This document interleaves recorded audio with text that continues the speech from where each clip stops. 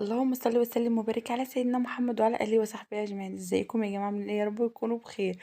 اظن ما قدرتش اغيب عليكم بقى وقلنا نكمل بقيه المطبخ، بس انا فصلت الفيديو على مرتين عشان الفيديو كان هيبقى طويل واحنا لسه ما خلصناش.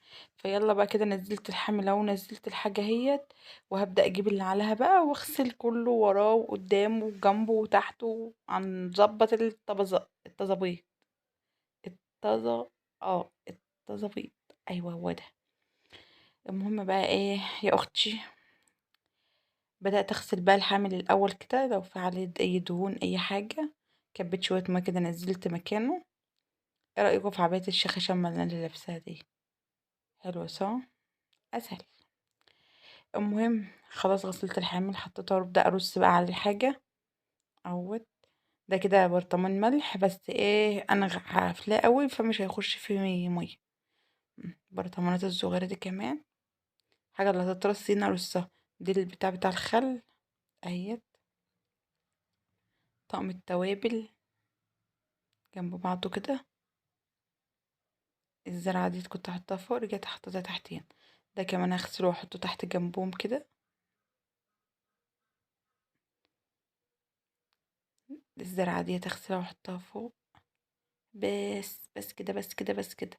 طقم التوزيع ده هلمه بقى عشان احطه في الدرج ونغسل الادراج مع بعض.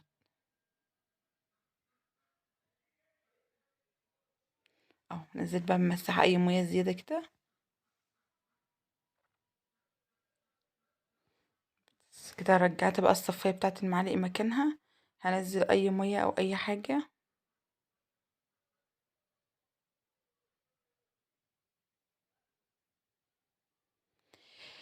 لا اله الا الله. عيال كانوا مكفريني والله. ده الفنجان بتاع الزغنون اللي بشرب فيه قهوة.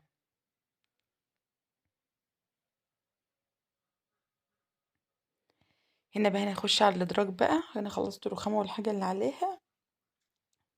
هنخش بقى نطلع كل الحاجه اللي في الادراج ديت، عشان الادراج مكركبه ومش عارفه اجيب منها اي حاجه. اه. كل حاجه في الدرج هشدها اطلعها. وبعد كده هطلع التراب ده الاول، همسحه وبعد كده ايه اشوف برضو. اه. نفض التراب الاول.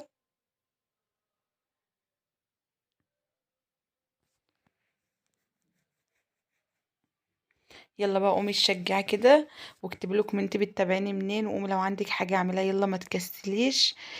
سلي نفسك كده، والنظافه حلوه برضو.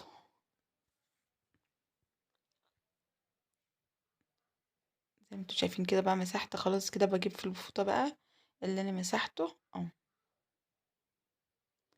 هغسل بقى المنظم عشان هو الواحد اول حاجة احطها عشان ارص فيه الحاجة. يلا.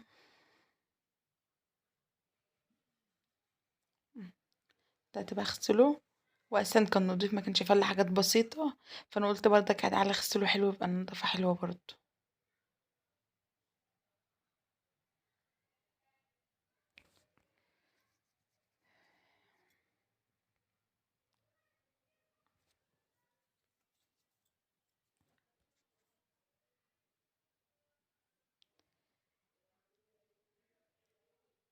ايوه كده هبدأ بقى ارص ايه الحاجة في الكف بتاع العجان والمضرب والحاجة دي. دوت بقى القمع السيليكون هلم فيه كل البلابل بتاعته عشان ما تضيعش، واقوم رايحه قافلاه كده. وحاطه بردك تانية. طقم التوزيع هحطه ببعضه برضه عشان لما احتاج منه حاجه، واقوم رايحه حاطه في الدرج. اه. سكينة التورته دي بتاع الطقم. انما اللي في الصفايه ديت بتاع جاهزه كده شاريها مع بعضها. بس دي طبعا تقيله وحلوه عنه. دي بقى مصدي كده، فمش عارفه استخدمه تاني غير في تنظيف حاجه بقى، لو كنت بنضف حاجة. انما انا كنت جايباه لشيل جلاش او اي حاجة. دي بقى خرمة العجين.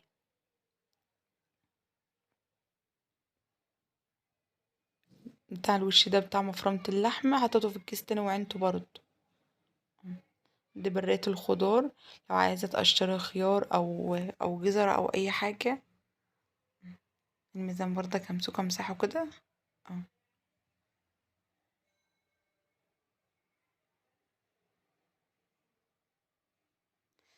هقفل بقى الدرج دوت خلاص على كده. يلا هخش على الدرج اللي تحت بقى كمان. يعني هنعمل التلات ادراج. 4. 4 ادراج.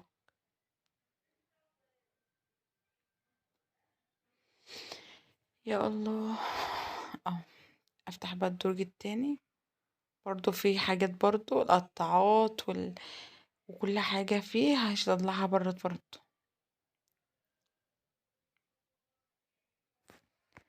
مسحة بقى بالفوطة كده، وارجع اديله مسحة بالسلكة، ونرص كل حاجة فيه زي ما كان.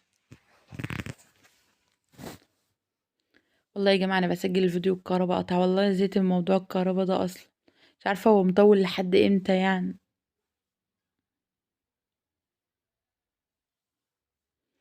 اول حاجة برضك اغسلها هي المنظم.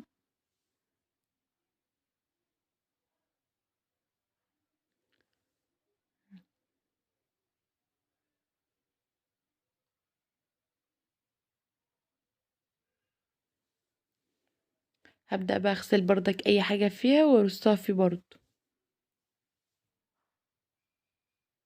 ده السطور. اهم حاجة في جهاز العروسة ده. واخدة بالكم. هبدأ بقى الم معالق العسل والحاجات دي كلها اهيت عشان احطها برضو. ودي القطاعات اللي بتطلع الحاجة مدورة، برضو كنت بدور على التالتة بس لقيتها في الدرج الرابع. الحاجات دي كلها تتلم كده.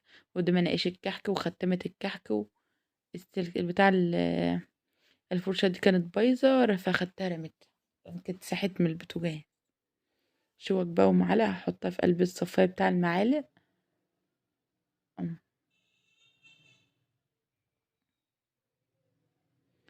خلاص نخش على الدرج التالت.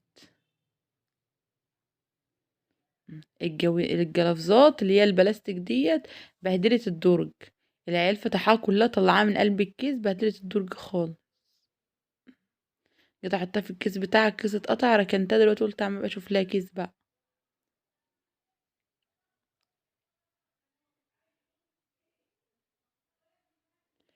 اه. هنا بقى خلصت اهوت وفضيت كل حاجة. هبدأ برضك امسح كده واحط برضك الحاجة زي ما كان.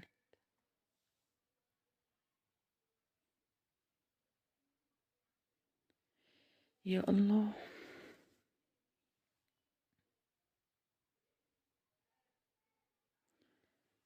ده الغطا بتاع العجان بقى عشان الدقيق والحاجة. المنخل ده ركنه على جنب. ده سلاح الهاند بلندر. دي كنكة صغيرة كده للقهوة. بقيت طقم التوزيع ده بقى كله احطه في الدرج التاني مع بعضه كده.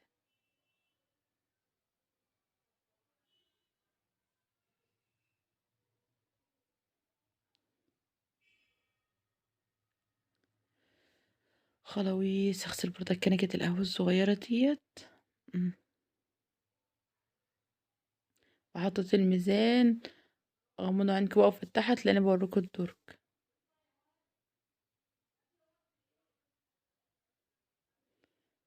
اهو.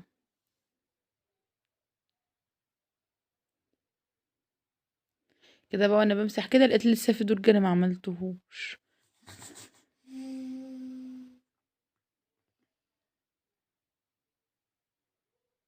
اه. هو ده اللي انا ما عملتوه. لف بقى الهاند بلندر بالسلك كده. هاند بلندر ده نوع سكاني جميل جدا جدا جدا. ماركة سكاني بصراحة تحفة تحفة تحفة. والبتاع الكاتل ده برضك سكاني. أقدرة الأجهزة بتاعت الكبة سكاني، كل حاجة عندي سكاني. لأن أنا بجد ما جربتها لقيتها تحفة في كل حاجة. خلاص كده ده أول درج اهوت. ده تاني درج. ده تالت درج. ده رابع درج. هنمسح بقى ونسيق ونشوف هنعمل ايه واوريكم شكل المطبخ. هنا بقى بدأت اغسل البوتاجاز، المع البوتاجاز اهوت.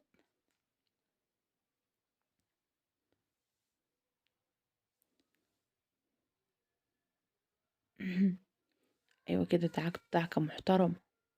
هو اساسا نضيف. مش محتاج دعك ولا بتاع. شوية خل وحبة صابون بيخلوا الاستانلس بيبلق. شفتوا. مم. هجيب بقى فوطة ابدأ امسح بقى كل ده. شفتوا لمعان لمعان يعني مش اي كلام. حبة خل بقى وتعصري عليهم نص ليمونة وحبة بريل وتغسلهم بالسلكة بقى. الله على اللمعان اللي هتشوفيه في الاستانلس. اهو زي ما انتوا شايفين كده.